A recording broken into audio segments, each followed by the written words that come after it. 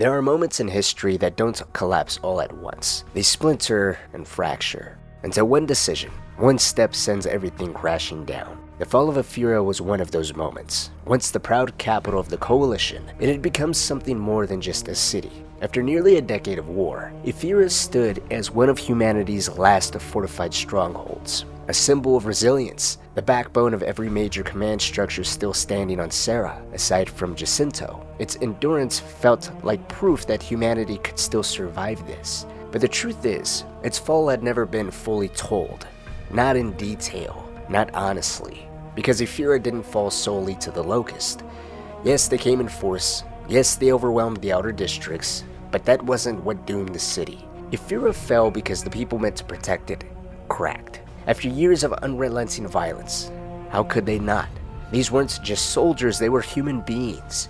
Gears had buried children, lost partners, watched entire cities burn. Some people had learned to shut it all out and to just keep going. They were still expected to hold the line even when there was nothing left in them to give. Some broke, quietly. Others kept following orders that no longer made any sense, hoping that maybe someone at the top still knew what the hell they were doing. And one soldier, the one everyone looked to, had walked away. Not out of fear, not out of shame, but because the war had finally asked too much of him. His name was Marcus Phoenix. This isn't the story of what happened to him after. Not the court-martial, not the sentence. That's for another time. This is a story of the battle itself. The last time Marcus fought not just as a gear, but as a myth, a legend, a deity. Ones that humanity prayed, hoped, and looked to, that feasted and thrived off of warfare. To most, it looked like betrayal. A war hero abandoning his post to save his father. A selfish decision that cost the COG its capital and countless gears their lives. A crime that once would have meant death, even back during the time of the Pendulum Wars. But Marcus wasn't just a man anymore.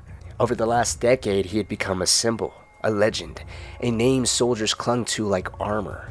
And they all found out that day that when legends fall, they don't just break, they don't just shatter, but they implode. And that power, that love, that admiration has the weight and strength to bring everything down alongside that fallen symbol. Oh shit! This is 6-1! I'm hit! I'm hit! Controls, not... 10AE, or 10 years since Emergence Day, 4 years before Gears of War. By now, humanity had been locked in a war of attrition with the Locust Horde for roughly a decade. A conflict born in fire, dragged through ash, and driven by a kind of desperation that changed what survival even looked like. And still, the Locust had not fallen. 9 years earlier, the coalition of ordered governments had unleashed its most powerful weapon, the Hammer of Dawn, deployed in a planetary scale strike, where entire cities were erased, continents vaporized. Nearly 90% of the world's surface was reduced to ruin in an act not of triumph, but out of pure fear. It didn't end the war, it only bought time. The Locusts endured, they recovered, regrouped. What were once isolated burrow attacks evolved into calculated offensives, measured, coordinated, and disturbingly efficient. The COG began to realize they hadn't broken the Horde, they had simply revealed its intelligence. And the longer the war dragged on, the more obvious it became that the enemy was always adapting faster than they were. And by now, humanity had nothing left to give. No more super weapons, no more decisive plays, no miracle technologies waiting in the dark.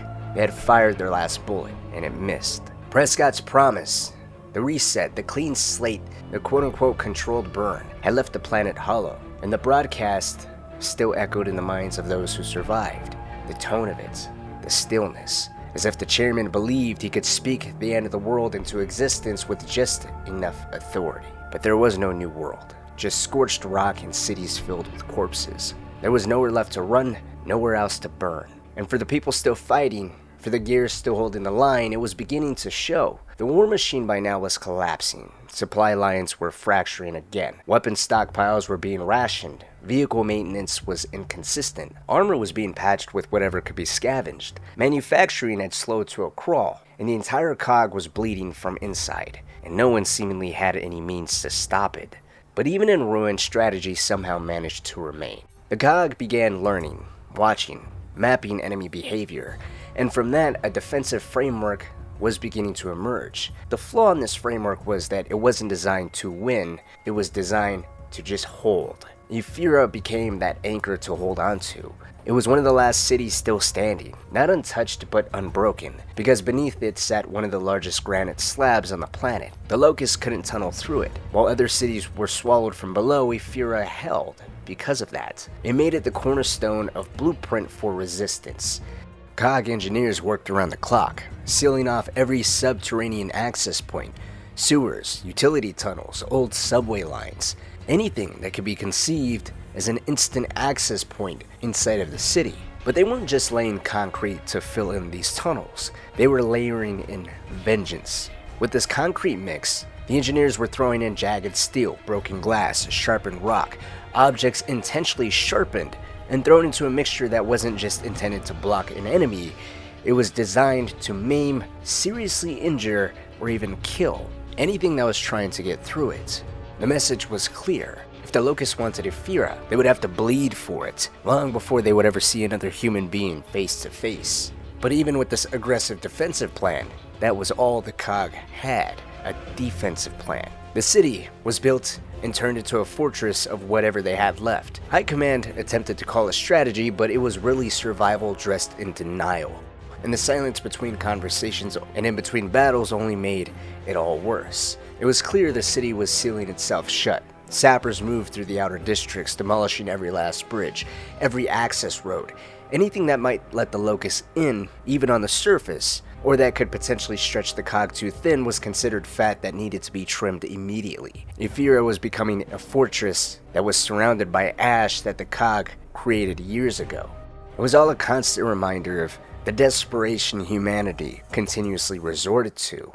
But whether if you continued to believe in the COG or became shrouded in skepticism, all one needed was to take a trip into the southern area of Ephyra to be reminded of what the stakes were. Because on that southern rim of the city, anyone passing by can get a healthy glimpse of what was coming. The Locust. By now, they no longer were just a nightmare underground. Thanks to the Hammer of Dawn strikes, the Locusts were forced to the surface as well, and were being forced to move more like a conventional army. And as they marched onward towards Ephyra, they represented a long black wave on the horizon.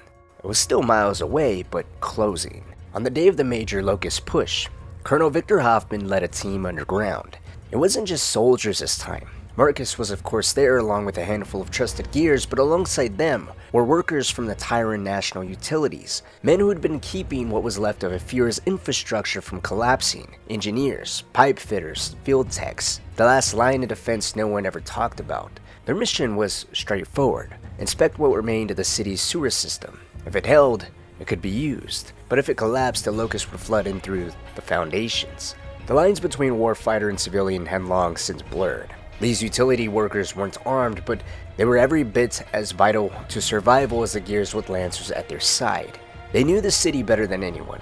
They understood its bones, and the bond between them and the military had grown tight, especially under Hoffman.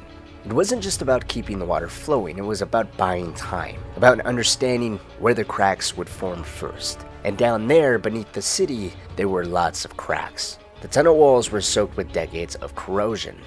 The air was thick, almost oily. Gas ratings were already high. Methane, hydrogen sulfide, and worse. The utility teams laid it out plainly. Any use of explosives or flamethrowers in these tunnels could trigger a chain reaction big enough to blow manhole covers sky high. In some sectors, it could collapse entire city blocks. One wrong spark could drop the whole sewer system into itself. And for Hoffman, that wasn't just a tactical risk, it was a constraint. Another restraint in a war full of them. Because of the danger it meant, he needed to find a way to force the Locusts to the surface. Not just because it gave the COG the advantage of artillery and fortified kill zones, but because down here, one mistake could doom the entire city. Still, there was an opportunity. With help from COG geologists, gas main maps, and these utility teams, Hoffman was able to start charting an actual strategy. Choke points, pressure zones, shallow access tunnels the Locusts might use, places where the enemy would have no choice but to expose themselves. If the Locusts came through the streets, they'd be walking into kill boxes, artillery nests, sniper overwatch, armor barricades. If they tried to crawl up through the tunnels, then they'd meet gas mains, which could mean fire and collapse. It was dangerous for both sides, but far worse for the enemy, and Hoffman knew it. With a better understanding of surveying these sewer systems firsthand, Hoffman didn't waste any time. The city was clearly changing, and now his goal was about controlling the kill zone. Once arriving to the surface, cleaning himself off, he immediately made his way over to the old Bank of Tyrus. The building had already been converted into the city's CIC, or basically a command center, and Hoffman made his way there stone-faced as ever. But before he went, he pulled Marcus aside. He gave him and Sergeant Rossi a task: sweep LaCroix Boulevard, clear the civilians, move every last refugee resident out of the area. The incursion points had already been mapped out, and the last thing the Gears needed was someone frozen in fear in the middle of a fire zone, inhibiting the Gears' fighting capabilities. Hoffman gave the order. Marcus didn't hesitate. He didn't argue, he just nodded, turned, and jogged off to get the job done. It was a moment that embodied the working relationship between Hoffman and Marcus. Marcus never needed a speech, didn't ask for more details. He always understood the mission, and more importantly, Hoffman knew he'd always carry it out. It was an admiration that was unyielding, quiet, but powerful. As Marcus disappeared into the dust and sun-drenched concrete of LaCroix, Hoffman watched him go, and for a second, he let himself think that if he had a whole brigade of Phoenixes, maybe they'd have a shot at winning this war. But back at the old Bank of Tyrus, it was a location chosen purely by chance. It was already built to resist disaster, designed to withstand everything from tunneling and frontal assaults to rooftop breaches. In a city preparing to collapse, it was one of the few structures already hardened like a military bunker, and given the way the Locusts fought, burrowing, ambushing, breaching from below, it was the most natural place to turn into a command center. Once Hoffman stepped inside, he was immediately reminded of what Gears could do when left to their own instincts and their creativity. Since no one was worried about cash anymore, the bank's vaults had become staging areas. Without even being instructed, Gears were filling sandbags with shredded banknotes, fortifying rooms with piles of COG currency that once meant everything, and now meant nothing. Gold bars once locked behind steel and glass were stacked into corners, layered in shelves, even used as weapons. Anything heavy enough to bludgeon an invader was considered fair game, because outside the world had long broken apart, but inside this building, the war was evidently being held together by grit, tape, and whatever could be salvaged. At the heart of all of this was the command room, sparse, quiet, no clutter, no crowds, only those whose presence was considered irreplaceable. If you were in this room and you died, humanity would be worse off for it. That was precisely why Anya Stroud was here. No one in the COG had her calm under pressure. No one can run battlefield comms with the precision, intuition, and clarity that she brought. She wasn't just good, she was essential. As Hoffman stepped in, Anya was already briefing a small group at the map board. It wasn't just ink and markers, it was alive, built from real-time reports sent in by Raven pilots, frontline squads, and utility crews still stationed in the tunnels. Anya stood at the center of all of it, coordinating, updating, adjusting. She was the heart of communication in a city holding its breath, and she didn't waste any time. Reaver assaults had intensified in the last hour. They weren't hitting infantry, they were targeting Hammer of Dawn relays and artillery placements, trying to blind the COG's biggest weapons before the main force arrived. In response, more Ravens had been scrambled to meet the threat, but it was clear what the Locusts were doing. They were softening the line. As of now, no emergency beacons had come through, no breach reports as of yet, but the map made the truth obvious. The COG's entire defensive strategy hinged on a single structure, the Chancery Bridge. It was the only fast way south. If it fell, gear units would be forced to detour more than 100 clicks north, or roughly 62 miles, just to reposition.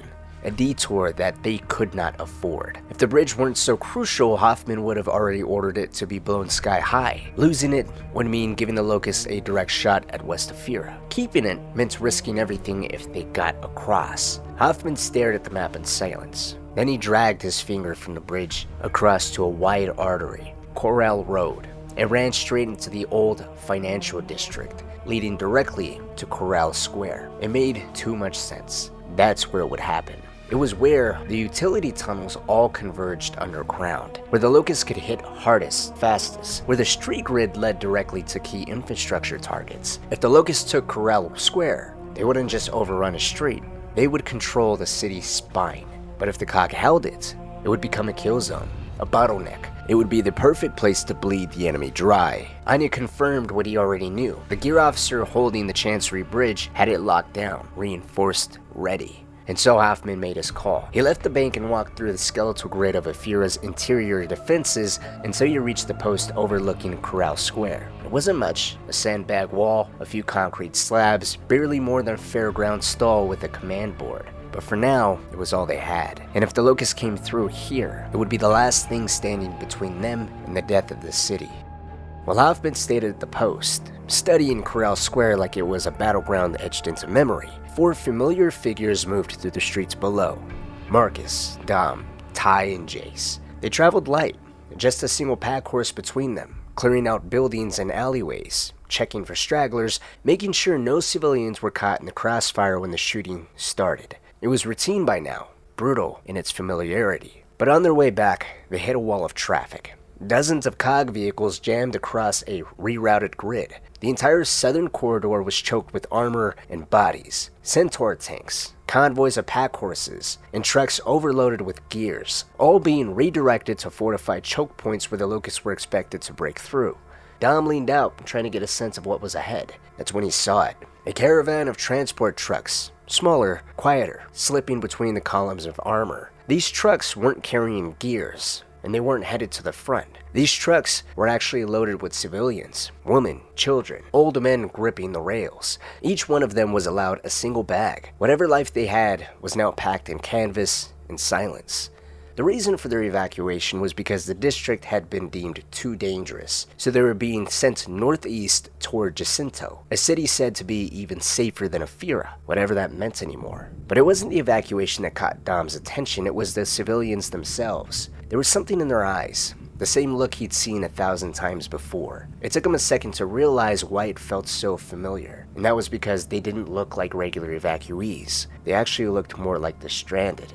If not for the relative cleanliness of their clothes, you wouldn't be able to tell the difference between the two. 9 years of war had seemed to erase the line between what was considered saved and abandoned. Dom knew what it meant, that even the people who were being rescued really weren't. It was here, lost in thought, that Dom barely noticed Jace until he spoke up. And he mentioned how, unless Dom planned on retiring here in traffic, it was probably best they got a move on. Dom gave a tired half smile, and he admitted that there was no way they were going to get through any of the traffic in this truck, so it was best that they all jog it from here. No one argued. They just grabbed their gear and took off on foot, heading toward the intersection of Almar and Correll, Hoffman's post. It wasn't exactly the right direction per se, but the only direction. For the 4 of them, it felt as if Hoffman wouldn't start the battle without them. They were considered his lucky charms by now, his most experienced and loyal gears. In fact, Hoffman had been Dom's CO for over 15 years at this point. For Marcus and Ty,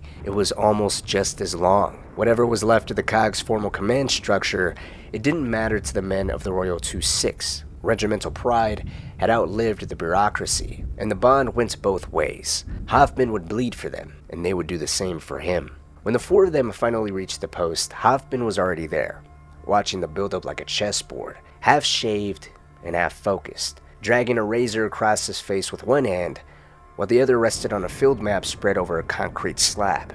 Correll Square was still barely fortified. It had sandbags, concrete blocks, and hastily placed barricades, but that was it. But fear not, because what it lacked in structure, it made up for in firepower. Down the entire line, gears were setting up shop.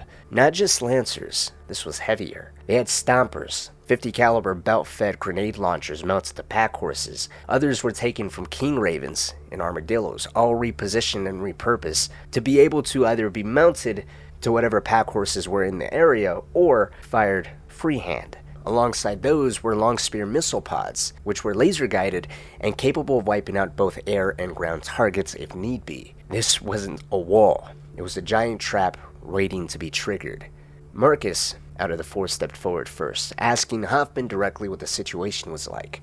Hoffman didn't skip a beat. He didn't just answer, he decided to walk Marcus through it, step by step, methodically, as they moved down the line. Hoffman pointed out access routes, fallback positions, primary targets. He talked tactics, deployment strength, expected breach points, all in excruciating detail, but Dom can see why Hoffman was doing this. There was another motive underneath it all. This wasn't just a briefing. Hoffman was putting Marcus on display for all of the gears to see. As he walked the line, gears slowly began to notice. One by one, whispers turned into comments, comments turned into energy, and the energy turned into shouting. As Marcus walked down the line, gears started to shout, "Hell yeah! The cavalry's here!" Others said, "Kiss your asses goodbye, grubs." Those that were lost in the monotonous of setting up the defensive perimeter were now energized, excited, absolutely consumed by the mere presence of Marcus, as Hoffman hoped. His plan to lift their spirits by the very sight of Marcus Phoenix, hero of the Pendulum Wars and veteran of the Locust Wars, was working as expected. Marcus, on the other hand, didn't say anything. He just kept moving, kept listening. But Dom knew the signs. Marcus had a subtle tell when he was uncomfortable. He'd fiddle with the muzzle of his lancer like it was a guitar neck, trying to remember a chord he couldn't quite place. He didn't want the praise, not because he didn't care, but because he did. He didn't want to be seen as a savior. He didn't want his presence to mean that everything would just be okay. He wanted to save people, not because it felt heroic, but because he believed he had to do it. Not I could, not I should, just I must. I must was the perfect phrase to sum up Marcus Phoenix. Even before his mother disappeared, even before the medals, before prison. It was the phrase that Dom always said summed up his friend, coldly, but very accurately.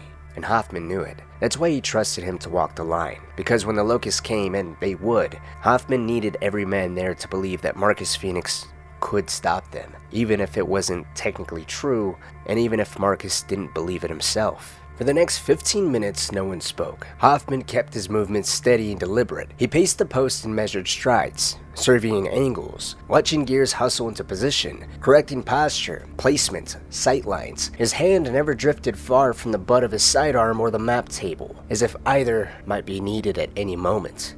He didn't show nerves. If anything, it looked like he was slipping into something familiar. The stillness before chaos. The weight of command. Marcus stood nearby, quiet, still, eyes forward. But there was something in the way he held himself. Arms folded a little too tightly across his chest. One hand drifting occasionally to his lancer's grip. Fingers brushing the muzzle like it was some old habit he was trying to break. He wasn't twitchy, he was tense. Focused. Wound tight around something he wouldn't name. Dom knew that look. It was the one Marcus had worn on the worst days. That internal folding Dom had come to recognize. The guilt that never screamed, it just sank. Instinctively, Dom stood close. Not intruding, not pushing, just there. A steady shadow beside his friend, watching the pressure mount with no visible release. It wasn't about saying anything, it was just about being close enough to remind Marcus that someone still understood him, even if he never asked to be understood. Meanwhile, Ty and Jace, posted further down the line, were checking ranges, watching for early movement, making sure all gears were equally prepared. No one really said a word. The silence held until it was violently broken. A sharp burst of static cracked through the CIC radio, followed by Anya's voice, calm, precise, but unmistakably urgent. The kind of voice that only got like this when something changed fast, and it had. The Locust push was heavier than expected. Breaches had already occurred across multiple lines, and as it turns out, the main force, larger than originally believed, was moving faster. Less than a kilometer out from their current position at Correll Square. This was no longer a projection or theoretical battlefield. In fact, it had just become the front line. Hoffman didn't blink, didn't curse. If anything, there was a flicker, just for a second, in his eyes. Relief, as if the waiting was the worst part. And now he could finally stop pretending this was still in the planning stage. Orders moved fast. He snapped the entire position into motion. Units to the line. Defensive patterns locked. Marcus, Dom, Ty, and Jace took formation. Between the four of them, none of them needed instructions. They had fought so long together, their formation had become a language. Every angle accounted for. Every field of fire overlapping between them. They didn't need to speak. They just remembered. They all took positions across the mouth of the square. 4 bodies anchoring a kill zone, drawn in concrete sound bags and shared memory. Everybody's rifles were all raised, their eyes trained forward. At the far end of the street sat a single manhole cover, roughly 100 yards out. Nothing stirred, at least not yet. Jace, for whatever reason, decided to kneel down, planting one hand on the pavement. All he could mutter was, "Shit." Instinctively, Dom followed suit and pressed his palm to the asphalt. He could feel it too. It was a low vibration, faint, like a heartbeat underground. It was easy to miss if you weren't tuned into it. If you were distracted, armored up, preoccupied, it would pass unnoticed. But it was there, a pulse in the street, soft at first, but steady and intentional. It didn't feel like nature, it felt like a warning. Dom didn't say anything. He glanced toward Marcus, who hadn't even moved, who really didn't need to. He already knew. The tremors began to deepen, still not violent, but more pronounced. A rhythm forming beneath the ground, like the earth was bracing for impact. Then came the call. A gear further down the line shouted movement at the manhole. In an instant, all eyes locked forward on what emerged. But this movement came from something that wasn't expected. It wasn't a drone, it wasn't a cedar, it wasn't one of the known beasts or bioweapons the Locusts were infamous for unleashing ahead of their charges. It was actually rats. At first, only a few, squeezing through the cracks in the manhole's rim, twitching and darting in every direction. But then more, dozens, hundreds. A tide of fur and shrieks pouring into the street in a frenzied surge. They trampled each other, leapt over barricades, sprinted into alleys and open doors, blind, panicked, desperate. Their movement wasn't random, it was just survival in its purest form. They weren't migrating, they were fleeing. And every man in the line that witnessed that, every soldier watching felt it in their chest before they even fully processed it. Whatever those rats had seen, whatever was still underneath the concrete, was worse than anything they'd faced before. No one said a word. No one fired, they just watched. And then, as suddenly as it started, the rats were gone. Silence returned, except for the rumble beneath everyone's boots. The ground was still shaking, and this time, it wasn't stopping. The only sounds were the unmistakable clicks of Lancer rifles ready to meet whatever came up through that manhole. A violent reminder for whatever was there that humanity still had teeth, and wasn't going down without a fight. And it all happened in less than a second. The first manhole, roughly 100 meters out, bulged once, then another. Farther down the road, exploded into the air. A heavy, rusted steel disc launched skyward like it had been fired from a cannon, and then came the shockwave. At first, it didn't register as one. It looked like a ripple tearing down the middle of the street, ripping concrete open in a straight, violent line. Paving stone buckled and split. Slabs of asphalt flipped into the air like teeth popping from a jaw. It came fast, like the road itself was being unzipped. Some of the gears didn't even have time to react. Dom felt the street lift beneath his boots. A violent pulse of earth, stone, and water blasting upward in a geyser of shattered brick. Dirt and debris rained down in chunks. For a moment, he wasn't even sure if he'd been thrown or if the world had tilted beneath him. As he struggled to get back onto his feet, screams rang out, shouts for positions. Someone, maybe Ty, was calling out a name. And then another gear's voice cut through the chaos, hoarse and raw. Corpser.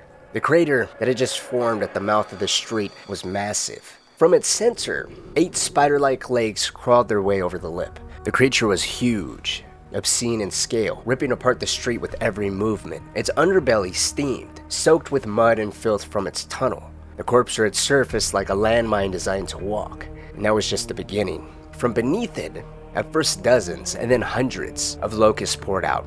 Drones, clawed boots, raised rifles. They poured up from the darkness like a plague. The gears responded instantly. Stompers fired first, 50 caliber grenade launchers barking thunder from mounted pack horses. Long spears followed, streaking into the corpse's shell with screaming trails of light. Lancer chains roared to life, frag grenades arced into the breach. The square was immediately engulfed in fire and flame. Dust, fire, and smoke turned the cleanliness of defense into a battlefield drowning in noise. It was war in its purest, most brutal form. A street that was supposed to be a trap had become a meat grinder. And Dom didn't think, he just moved. Years of instinct took over. The first thing he did was find Marcus. His eyes flicked across the debris, through the chaos, the smoke. Spotted him, still firing from behind a low barrier. He was still up, still standing. With the confirmation that his closest, longest friend in the battle was together and still fighting, Dom snapped to do the same. He dropped to one knee and opened fire, a full sweep from left to right, stitching rounds across the heads of oncoming drones. Brass flew from his rifle like a second pulse. He slid behind a half-shattered barricade, jammed in a fresh magazine without looking. He had almost a quick outer-body experience where he realized his movements weren't conscious anymore. They hadn't been like this for a long time. His body was basically the Lancer now. Years of fighting had erased the space between trigger and muscle memory. They had fused together, and he acknowledged the sound was deafening. Wall after wall of gunfire. He felt the heat of it in his teeth, and then suddenly, it stopped. Not fully, just for a breath. A strange, unnatural pause. It was maybe 3 seconds, maybe less, but long enough to notice something that didn't belong. The street ahead of him was carpeted in corpses. Locust bodies stretched from the manhole to the edge of the COG line. Stacked, broken, bleeding, black. A trail of destruction carved by the kill zone they'd prepared. It should have been a victory, but it wasn't. The silence quickly broke again. Another wave. A full-blown charge. The Locusts came in faster this time. Closer, angrier, firing without care, surging toward the line in a full frontal assault. They didn't try to flank, they didn't try to take cover, they just ran with the intention of overwhelming. And this time, they broke through. The COG line buckled. Barriers fell, gears were pulled down, screams rang out not as warnings but as endings. And the battle for Correll Square had really begun now. In a matter of seconds, the Locust breach was too deep and too close. Opening fire became too dangerous. There was too many friendlies in the mix, too many targets moving too fast. And visibility was considered a luxury now. Thanks to the smoke, fire, and debris that was kicked up in the air, it was very difficult to see. But they weren't defenseless. And so, the rifles fell to their sides, and the chainsaws came alive. Rows of lancers screamed with metal teeth, still ripping through flesh, fueled by desperation and fury. Gears met drones chest to chest, burying blades from collarbone to belly in wild, diagonal arcs. There was no finesse, no clean choreography, just survival, raw, filthy, and soaked in blood. Some fought methodically, others didn't. Some went hunting. Years of human pain, loss, and rage came boiling out all at once, and Dom was among them. He wasn't just fighting, he was chasing.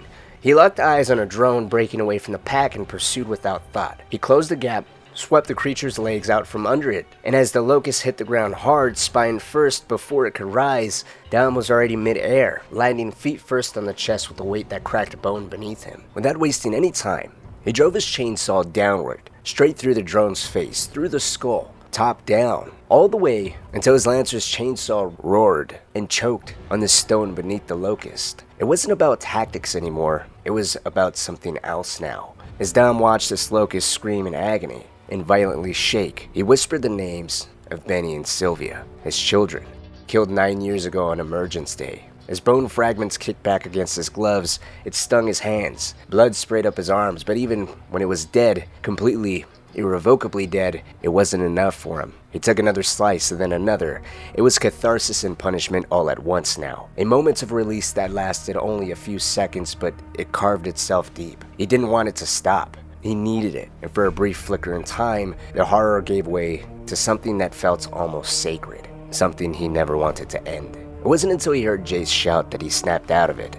Gas. Upon hearing this, Dom's first thought was actually nerve agent, chemicals. He couldn't explain why. The Locust had never used this kind of weaponry, but for some reason, his mind went there first. Maybe it was instinct, maybe it was the fear of fighting something that wouldn't bleed and could potentially kill all of them. But then Marcus stepped in, calmer but sharper. It was methane. The smell hit them a moment later, thick, sulfuric, almost sweet. It burned the nostrils and stung the back of the throat. Whether if it was a ruptured gas main or just the concentrated emissions from ruptured sewer lines really didn't matter at this moment. What mattered was that the entire battlefield had just become a massive matchbox. One wrong spark and they'd all go up with the rest of the square. For a moment, the three of them stood still, just long enough to register it. The battle still roared around them, but for a split second, just between the three of them, the focus narrowed. They were doing their best to pinpoint the source of this leak. It was when their attention glanced back over to the E-hole, still pouring locusts into the street. Bodies climbed over bodies, drones spilled out in a tide. Did they finally notice something else stood out? A pipe. It was bright yellow, bent at a warped, twisted angle, and sticking out from the crater like it had no business being there. No one had seemed to notice it until now. That was the source of the methane. With this new threat properly identified, Marcus immediately snapped into action. He turned and extended his hand towards Jace while reminding him that he was out of grenades. He needed one from Jace. Although unsure of Marcus's plan or whatever he was thinking, Jace was never one to reject a request from Phoenix, so he handed him a grenade. And by the time the grenade reached Marcus's hand, he was already moving. He sprinted a few steps forward, pulled the pin, and swung the frag by its chain in one fluid motion. He didn't even need time to aim. He had the distance judged before his arm was fully extended. The grenade sailed cleanly over the square, arcing through the smoke and disappearing down into the heart of the hole. A few drones did see it and tried to run, but by then it was far too late. The explosion was instantaneous. A column of fire and concrete punched into the sky. Slabs of stone launched upward and then rained back down in chunks. The blast was so powerful, Marcus was knocked on his back. Dom threw himself behind cover in a desperate attempt to shield himself from rogue flames. And after a few seconds of personal safety, when Dom looked up, the E-hole was completely engulfed in flame. The pipe had ignited. The flames were methane-fed now, roaring like a jet engine, twisting upward in a blinding golden pillar. It didn't just collapse the tunnel, it seemed to have sealed it. No more locusts were coming from that hole alone, and that turned the tide instantly. The remaining drones were immediately cut off, scattered across the square with no reinforcements and nowhere to run. And from every street, every alley, every shattered structure, gears converged, and reinforcements had arrived by now. What ensued wasn't a battle, it was a pure reckoning. Every soldier who could still stand joined in the final push. The locusts were overwhelmed, cornered, crushed. Some tried to fight, some tried to flee, but it was all futile. It didn't matter. The response was the same: steel, flame, fury. And in the glow of that burning crater, the last of the enemy was erased. Not just defeated, erased. As if all those present were trying to get their personal payback for the last decade of their own family that has been erased. With everything cleared up, for a moment it was quiet. Correll Road, at least for now, was secure. The bodies were still cooling, smoke still hung in the air, but the immediate threat had been contained. The war, of course, was far from over. You could still hear it, just not see it. Artillery continued to thump in the distance, while the familiar rattle of lancers cracked from somewhere deep in the urban sprawl. But here, in the financial district where Correll Square was, it seemed to be more of its own isolated pocket, surrounded by a vertical maze of steel and glass towers packed so tightly that getting a clear view required a rooftop or a raven. Down at street level, everything just felt walled in, compressed, and claustrophobic. Feelings that only intensified when they realized nobody here could establish communications with teams outside the square. Jace in particular worked to reestablish comms, crouched low beside a toppled barrier with his radio kit in pieces, cursing as static fed him half sentences and broken signals. While he struggled with that, Marcus and Dom moved quickly toward the command post, back towards the makeshift stronghold where they found Hoffman already pacing, fists clenched and jaws set.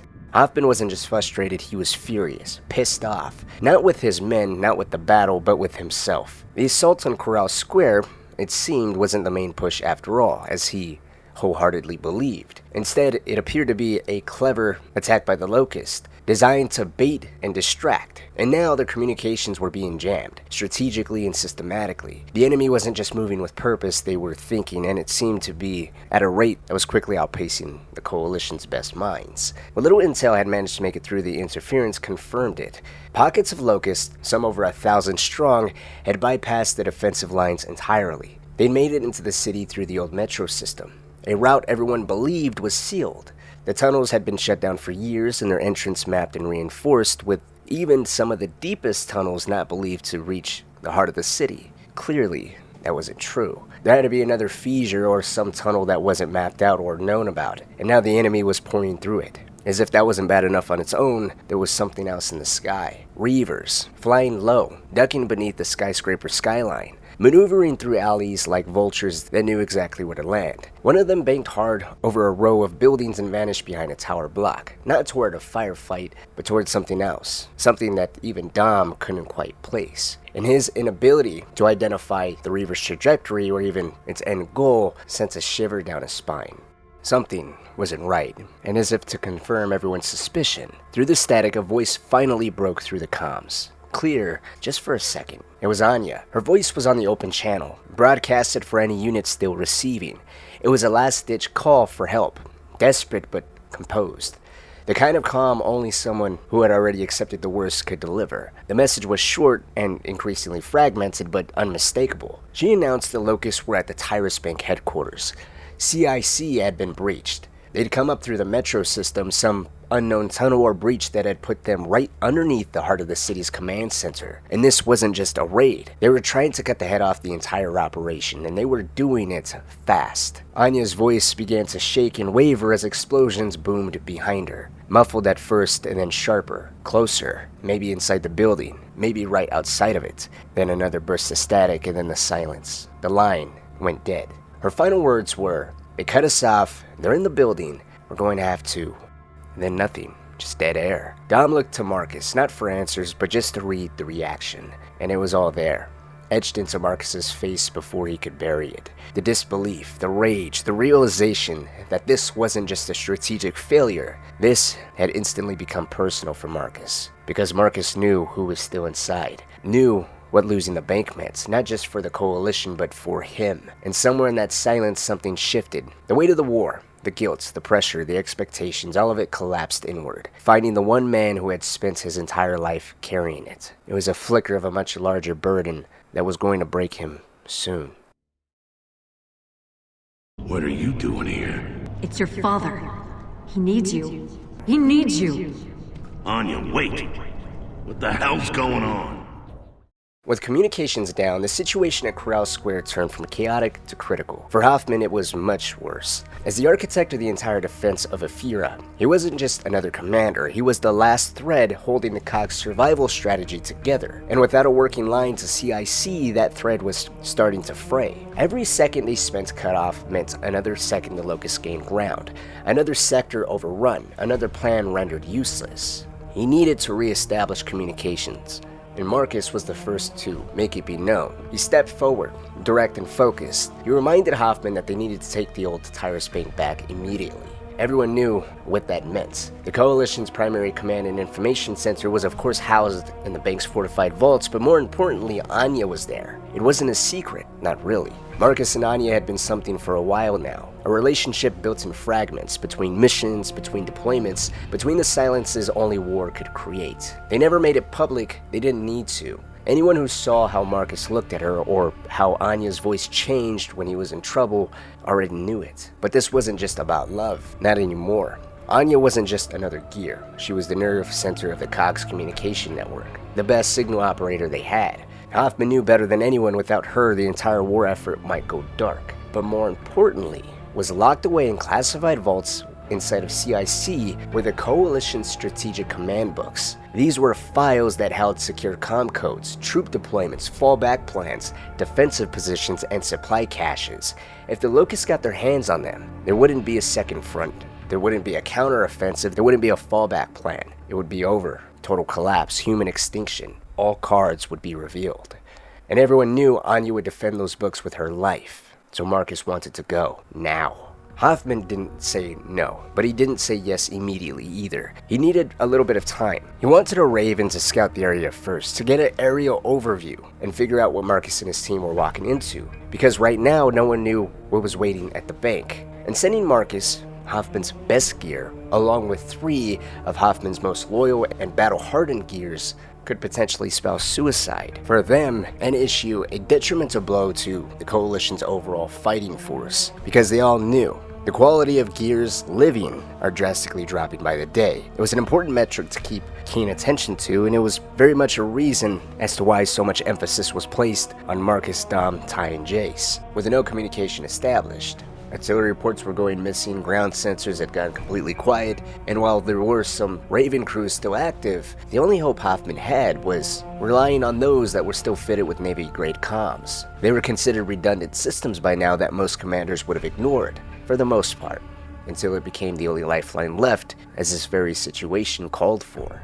Hoffman's comms tech was trying to break through using whatever channel he could, desperately cycling through the previously mentioned Navy lines, police frequencies, even emergency responder bands. And then suddenly, activity, voices, shouts from Raven pilots started breaking through the noise. None of it was really clear, but enough to know they were still out there, still fighting, with enough back and forth chatter to give some semblance of hope that there was still a decent fighting force out there. But right as the radios sparked back to life, a Raven dropped into the square. Its pilot, barely older than a cadet, jumped from the cockpit and sprinted straight toward Hoffman. The pilot had only been flying for roughly a year by now. Young, green, steady. His name was Kevin Mitchell. A good guy, but full of bad news right now, because he immediately informed Hoffman that the Locusts were breaching through every central metro station. Old Exchequer, Museum Plaza, Princess Street, Forbridge. The Locusts bypassed the streets entirely, emerging from the belly of the city like rot from a wound.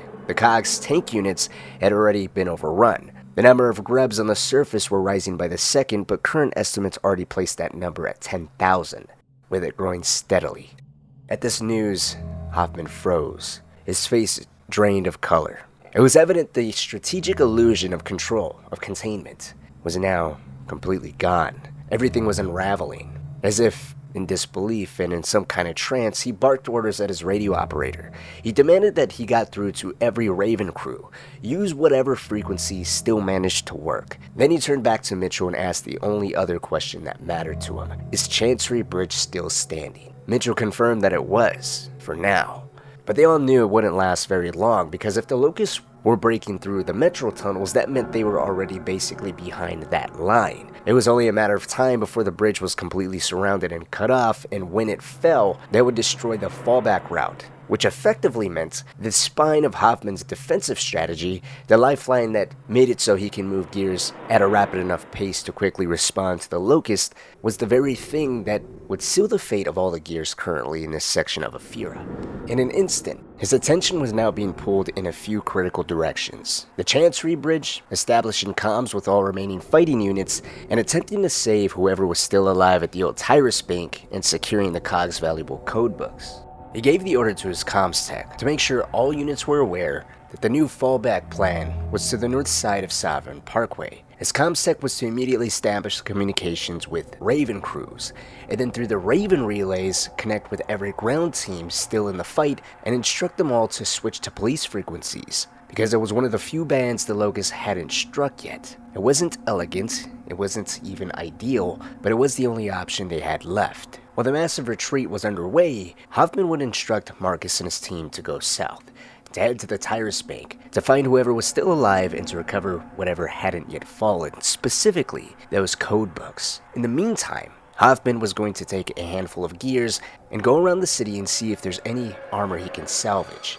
Marcus and his squad was instructed to meet Hoffman at the only place believed to be sturdy enough for a Raven to land, the roof of the old treasury. With their orders and a rendezvous point now set, all teams spread out and immediately got to work. At the old Bank of Tyrus, Anya had sealed herself away inside the bank's vault. Now, it wasn't exactly easy getting inside of it, as you had to move to the rear of the structure, find the service stairwell, cut through the sub-basement where bricks of gold had been arranged into makeshift cover by all the gears, and then close not one but two sets of security doors. Once sealed, the vault was as close to invincible as any place left on Sarah, which effectively guaranteed her safety from the Locust, but invincible also came with a few consequences, because inside of that vault, it was pitch black, no power, no weapons, and worst of all, no radio signal. The walls were lined with so much shielding, not even a whisper of radio could get passed through it. Anya could literally scream into her mic for hours and never be heard. The only way to transmit anything was to crack the door open, and if she did that, she wouldn't be the only one listening. She would be exposing herself to all Locusts, who are within earshot or have the ability to intercept COG communications. So for now, she was safe, but really only from the Locusts, because a few questions still loomed in the air. Was anyone even really searching for her to begin with? She really had no idea if anyone in Ephyra was still alive. She knew Marcus would come for her, but then that meant questioning how much time she had. There was a calmness, a stillness inside of this vault, one that could only be described as suffocating, and that triggered yet another fear within her. She began to wonder if this vault was airtight. It might provide all the cover and safety in the world from the Locust, but if it was airtight, she was screwed one way or another. From Anya's perspective, there's no telling how long she was really locked inside of the vault, but it gave her ample enough time to think about her actions, to think about what exactly led her to be inside of the vault. She began to compare herself to her mother, the famous Helena Stroud, a hero of the Pendulum Wars, one of the most courageous and fiercest warriors the Coalition had ever known. Men like Victor Hoffman and many others made sure Anya was well aware that she had her mother's nerves of steel, but Anya's lack of combat training, of combat experience, was a glaring oversight to her. It was a sore spot of insecurity, and in this moment, where she was well aware that she couldn't save the gears that were protecting her, she began to feel like she let her mom down. She wasn't as brave as she was. She didn't feel like she was worthy of the Stroud name, especially considering her mother, Helena, died saving the gears serving underneath her, a death Anya had actually heard over the comms, as it was her first mission ever. There was a lull, where she couldn't tell if she was fighting with herself or beginning to hear the voice of her mother. But whatever it was, she decided to gather the code books and make her way back to the COG line. She moved to the door and cracked it open, just slightly, enough to breathe, to catch some fresh air, and enough to listen. And then, she began to open the vault a few more inches, just enough to slip through. As her eyes adjusted to the darkness of this room, shapes emerged. At first, she recognized the pallets, stacks of currency, and then the faint silhouettes of something moving. Unaware of exactly what this was, she froze. And then she heard a voice. It was calling her name. For a split second, every hair on her body stood up, but the voice came again, more clearly now. It was Marcus. He instructed Jack to provide some light and to sweep the room, and without a moment's hesitation, Jack immediately shined a light on Anya, blinding her. When the light moved aside, she caught a glimpse at the way Marcus looked. For a second, it gave her an idea of just how strangers viewed Marcus. His massive frame, shadowed eyes, weapon drawn and covered in grime. He looked terrifying, like something that had survived too long in a place no one was really meant to. For a second, he wasn't her typical savior. More so a low-graveled tower, a soldier sharpened by too many losses. Marcus stepped forward, lowering his weapon, and asked if she was alright. His voice was calm, quiet, but with that low edge of concern only she ever picked up on. Anya tried to answer, but the words stumbled out. She was trembling, and not from the dark, or really being scared. It was purely from guilt. The way she'd fled the command post, the way she hadn't been able to hold the line with the other gears, the way she hadn't lived up to her mother's reputation. She tried to justify running, that it wasn't a coward's move. She ran because it was the only way to keep the codebook safe, but in some way it still felt like a failure to her. She admitted as much, trying to explain through shaky breath that she'd taken the codes, sealed the vaults, and prayed it was the right call. Her voice cracked. She looked like she hated herself for surviving. But Marcus didn't let it hang. He stepped closer, steady and sure, and told her she did good. It wasn't just reassurance, it was permission. She didn't have to carry this alone. She was okay. But there was no time to linger. He told her they had to move. They had to meet Hoffman on the treasury roof. The fall back had already begun. They weren't beaten yet, but the city was closing in. As they made their way through the gloom of the adjacent room, the moment shattered. Gunfire erupted from the shadows. Anya flinched. The muzzle flashes were blinding, the noise like thunder in a closed fist. Marcus shoved her behind the nearest pallet of bills and threw his body over hers to shield her. She could feel the weight of him, hear the rapid rhythm of his breathing as he opened fire. This wasn't just war. To her, it was chaos incarnate. And for the first time, Anya wasn't just hearing it over a radio, she was actually witnessing it, breathing it. The sweat, the oil, the cordite, the metallic sting of blood and gunpowder in the air. Everything was too loud. Too fast, too violent. She glanced past the crates in time to see Dom, sweet, innocent, calm Dom, yelling at the top of his lungs as his chainsaw revved to life, burying it into a Locust drone while shouting with the rage that didn't sound human. And it was in this moment that she understood. This was the world Marcus lived in every single day. This was what he carried in silence, the things he buried deep down and walled up and kept away from her. The firefight ended in seconds, but to Anya it felt like hours. When Marcus yanked her up, his grip was so firm it almost hurt, but it was the only way to get her moving. He picked her up so hard, in fact, that she needed to run to catch her balance. Her legs were shaky, and thankfully it was her adrenaline pushing forward, but her mind also was racing. She now understood what these men really went through every single day. She heard it, she always witnessed it by proxy, but it wasn't until now that she had an actual taste of it. As they reached the doors on the opposite side of the room, somehow they managed to blow open ahead of them, and for a moment the sun hit Anya square in the face. Blinding, hot, almost peaceful, until her vision adjusted. They were now on the second floor that connected the CIC building to the upper terraces of the Treasury. The corridor connecting these two buildings stretched out in a long arch of shattered glass and steel. That very corridor had once been a gallery of pride, lined with towering windows that opened up to all of Ephyra. From here, soldiers and commanders alike could look out and see the city in full. Its symmetry, its strength, the beating heart of the Coalition. That view had always been a reminder of what they were fighting for, but now it was a nightmare. Marcus instinctively stepped in front of Anya, trying to shield her from the worst of it. He knew exactly what those images could do, the kind that didn't just shock you in the moment but stayed with you, the kind that surfaced in the quiet, when your eyes closed and you thought you were finally safe.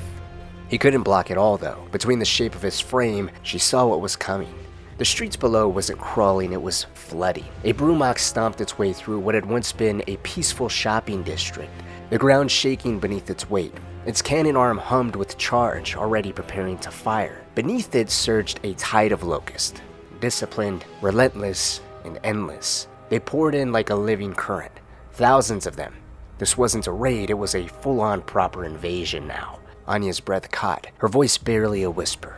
All she could mumble was, "Oh my God." Marcus reached out, hand firm on her arm, grounding her, telling her not to look. There was no more time to argue. They moved fast, boots striking glass and concrete, kicking through blood trails and empty casings. Every footstep echoed with more than sound, it carried weight. The weight of what was happening in real time. The collapse wasn't theoretical anymore. It was no longer something that might happen, or a future they still had time to prevent. It was here. It was happening. The city was falling, block by block, command by command. Ephyra was dying, but they had no choice except to keep going. By the time they reached the treasury balcony, the group spotted a raven hovering in the smoke, a miracle in motion. For the briefest second, it looked like hope. But hope had a habit of dying fast in this war. Anya, so locked on the sight of this salvation, didn't see what Marcus seen. A reaver, low and fast, angling itself like a living missile. Its screech cut through the sky as it hurled forward, intent on ramming directly into the raven. Marcus, without thinking, launched himself onto Anya, dragging her down just as metal tore into metal. The reaver collided with the raven in a fiery explosion, sending it spinning wildly into the side of the building. Its rotors caught the edge of the balcony right where Anya had been standing. Had Marcus waited or hesitated just a second, Anya would have been torn apart, decapitated by the blades, or yanked into the fireball that bloomed as the raven crashed into the pillar behind them. It really wasn't that much of a rescue, it was more so a massacre narrowly avoided. One that he acknowledged by apologizing to Anya, but commenting that it was better she dealt with a few bruises than losing her head. Considering the raven had been ripped from the sky like it was nothing, they were brutally reminded of the reality they were still trapped in. There would be no clean escape, not unless they took control of something, anything. Whether by reclaiming the skies or bringing down enough firepower to punch their way out, they needed time. Time to evacuate, time to survive. And that meant one thing. They needed the Hammer team. A unit of gears had been stationed nearby, equipped with one of the last functioning handheld targeting devices for the Hammer of Dawn. By now, most squads had already been falling back north. And that was evident to Marcus because from where they stood, they can see other ravens taking off in every direction, rising through black columns of smoke and dodging through small arms fire. Without the hammer device and no other gears around to support them, their escape would pretty much be banked off of a prayer. The raven they had wasn't invincible. One well-aimed shot from a reaver, a flurry of locust anti-air, even scattered small arms fire can be enough to knock them out of the sky. But if they could find the hammer device, if they could call down orbital support even just once, it might buy them just enough breathing room to get out. And that's when Jace was the first to see it. Not far below, just one rooftop beneath them, lay the bodies of the Hammer team. The gears hadn't mated. Their final stand had been silent, unseen, but not in vain, because just a few yards from their corpses, the handheld device still lay intact. Their deaths had carved a path the living could walk. The blood they spilled was the price paid for someone else's salvation. And so Marcus dropped down to the rooftop. He stood over their bodies for a second, as if just long enough to honor the fallen. He reached down, pulled their COG tags free, and then grabbed the device. As he did, he quietly slipped something else into his belt pouch. It was the optic lens, something that was essential for the Hammer's precision targeting. That tiny piece of hardware was everything. Over the years, the Hammer satellites had grown more and more unreliable. Without maintenance crews, without a functioning relay infrastructure, each satellite lost was like losing an eye in the sky. And now with most of them silent or scattered across debris-filled orbits, even the chance to reach one was incredibly rare. The handheld wasn't just a weapon, it was a voice. The only way to communicate with the dying constellation still circling above. If they were lucky, one of those eyes would still be watching. Marcus clutched the device, his jaw tight. The weight of it wasn't just metal, it was yet another responsibility. A final tool, in a war where every advantage had been squandered already. Behind him, the second Raven had begun to descend, engines screaming as it hovered near the edge of the rooftop. Dust swirled, blades howled. As Marcus pulled himself up back to the rooftop with everyone else, he was informed by Anya that she had already gotten word. Hoffman was a floor beneath them, pushing to rendezvous, to not leave just yet. They couldn't leave their colonel. Agreeing, but not willing to waste any more time, Marcus turned sharply, barking orders to Dom, Jace, and Ty to get the Raven ready and to strap themselves in. He and Anya would wait for Hoffman together. After several tense minutes, Hoffman emerged, alone. His right sleeve was soaked in blood. Fabric torn and darkened where shrapnel had cut deep. Marcus and Anya moved without thinking, both instinctively reaching out for him, but Hoffman waved them off, doing his best to calm them down by just telling them he was hit by some shrapnel, but he was fine. Besides, he wasn't here to be treated. There was something else, much more urgent now. Word had come from the gears holding Chancery Bridge. They were being overrun. The Locust had thrown everything at them. The line was breaking. The bridge, one of the last direct routes into the city's heart, was on the verge of failing. It wasn't just a tactical loss. If Chancery went down, Ephyra wouldn't just be under siege, it would be carved wide open. And because of that, Hoffman didn't want to deploy the hammer just yet. What he wanted, or more so what he needed, was for Marcus and his team to get to the bridge, support the remaining gears, cover the retreat, and trigger their hammer strike themselves. Blow the bridge sky high. Deny the Locust the entry they were clawing toward. It seemed like a sound strategy, but Marcus was still focused on Hoffman's injuries. He tried to push back, told him to get treated, told him to let someone else lead. But Hoffman wasn't having any of it. He said he was actually going alongside Marcus, not to lead, but to watch his gears. As the two of them went back and forth, Anya stepped aside, patching into the Raven network, working fast to secure some kind of second bird for Hoffman's evac. As she cycled through comms, her fingers tapping, eyes scanning, and then something finally came through. A voice, faint, breaking protocol, unexpected. It was Adam Phoenix. Dr. Adam Phoenix never used standard military channels. He didn't need to. As head of the Defense Research Agency, he was above the chain of command, far beyond it actually. But there he was, his voice coming through static. Urgent, distracted, frantic. Anya instinctively tuned out the voices around her, stepping away to hear Adam Phoenix better. She broke protocol and spoke to him directly, unsure if this was real, unsure if the signal was even stable. Adam wasn't calm. He wasn't detached. He was just calling for one reason. Marcus. He asked if his son was there. Then he told her. The Locust had broken through the eastern barricade. His estate, the Phoenix estate, was being overrun. Adam wasn't calling for extraction. He wasn't even calling for help. He just simply wanted to say goodbye to Marcus. Anya felt her stomach twist violently. She stumbled back to Marcus and Hoffman, her voice low and shaking. Her mind couldn't keep up with the weight of what she just heard. She tripped through half-formed sentences until finally the words came jumbled out. That Marcus's father was on the line, that he was calling to just say goodbye. And when she turned to speak back to Adam before handing the headset over to Marcus, she realized the signal had already gone dead. Marcus stared at her, silent, stone-faced. Hoffman stood frozen opposite of him. The rooftop, the battle, the hammer, none of it mattered now. Marcus looked straight through Anya, not at her, as if she wasn't there anymore. Something inside of him slipped. Quietly, without seemingly being conscious of it, he muttered that he's going to save his father. Hoffman, on the other hand, raised his voice. He demanded that Phoenix understood that the mission comes first. The hammer has to reach Chancery. Marcus, still seemingly as if he was in a daze, without even looking directly at Hoffman, responded. He said that he wasn't going to leave his father to die. His voice was flat, cold, detached. He seemed to avoid everyone's gaze. He wasn't looking anyone in the eyes. He wasn't even seeming to properly acknowledge them. Meanwhile, Hoffman and Anya were confused, hit in disbelief. Marcus had never disobeyed a direct order. The two of them stood there stunned. They couldn't speak. After a few seconds, Hoffman managed to snap out of it, and he pointed to the Raven, raising his voice again with frustration.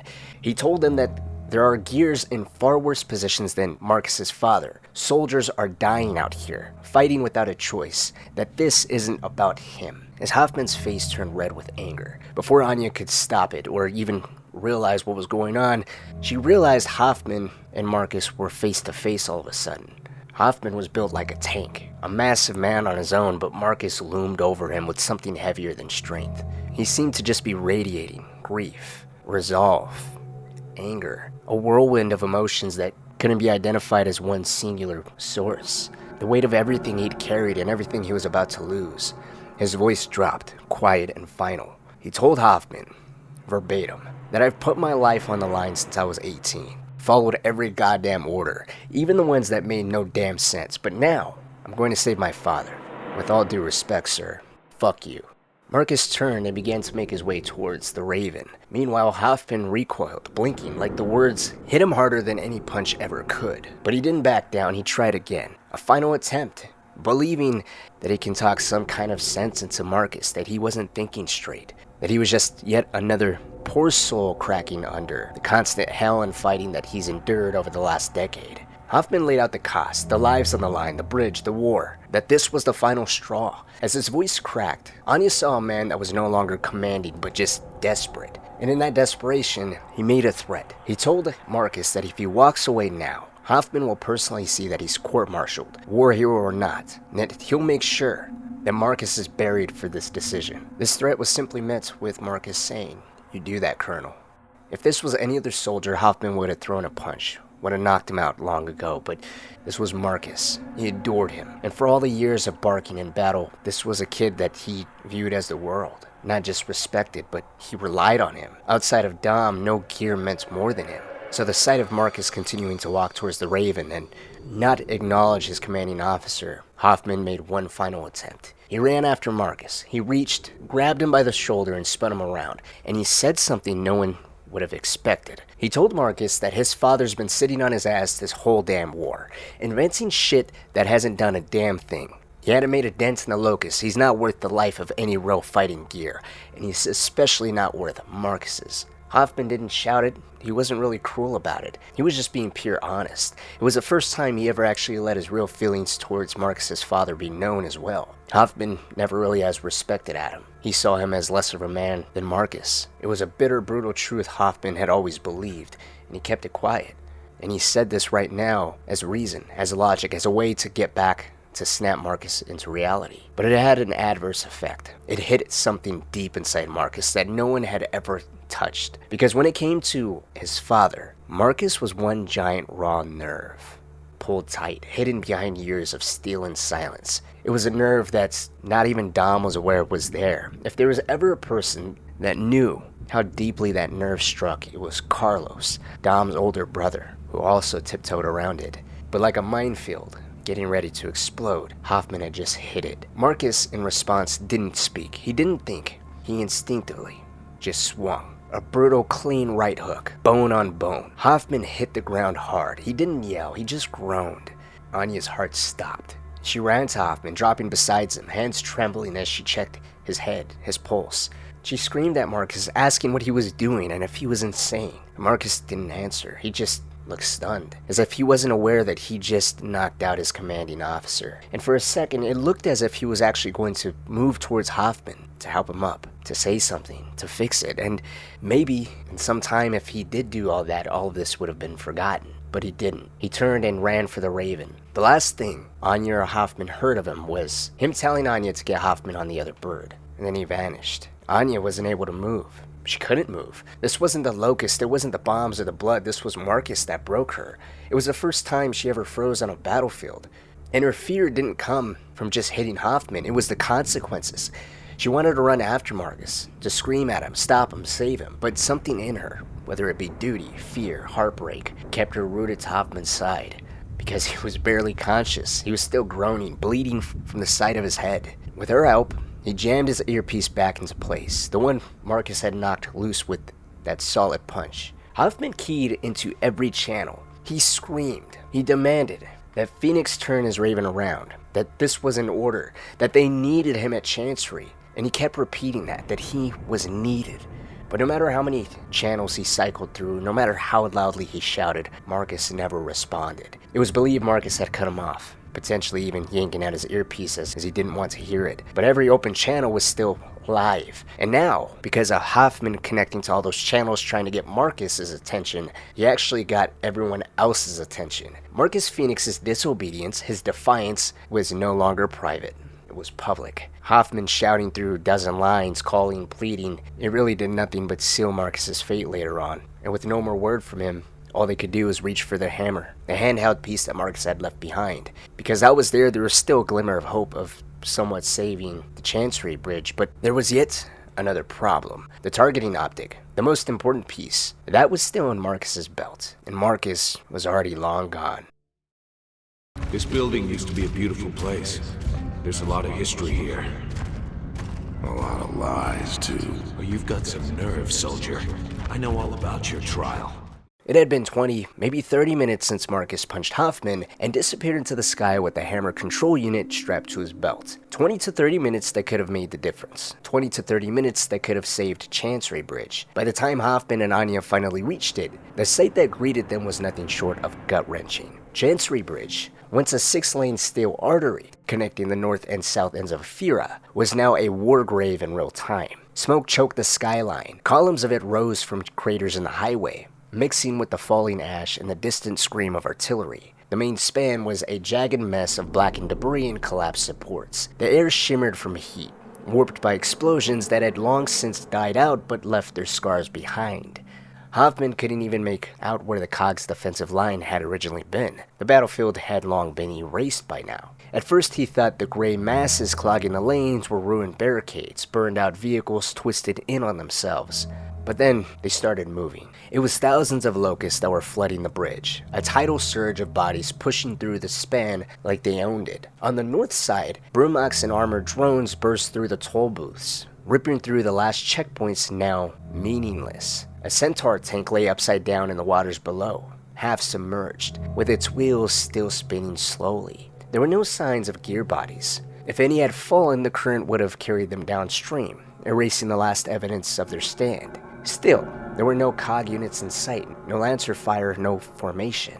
There was nothing. Then through the roar of rotors and wind, Hoffman heard it. Sharp bursts of small arms fire, Lancer rounds, grenade launchers, not many, but enough to signal that there was still some fighting. He scanned the bridge again, desperate. It was only when he followed the path of a single grenade round arcing through the smoke that he found them. It was high up, perched on the suspension towers, that the last remnants of whatever units clung on. A handful of gears dug in and desperate, clinging to the suspension cables. They were dangling, picking off locusts from the high ground with long shots and lancers, fighting like hell, but doomed. On the southern edge, the locusts just kept coming. The bridge wasn't just lost, it was being swallowed in real time, and Hoffman knew what had to be done. He had to make the call to detonate the bridge, even with his men still on it.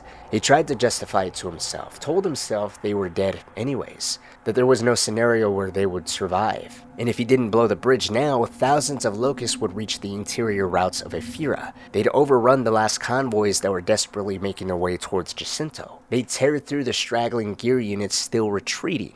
He had to sacrifice his men, so he ordered his pilot to take him to the southern pier. He was going to finish this himself. But without the targeting optic that was still in Marcus's pouch, he'd have to hold the hammer device steady manually, as it had no capability of locking on to anything. This gave him no margin for error.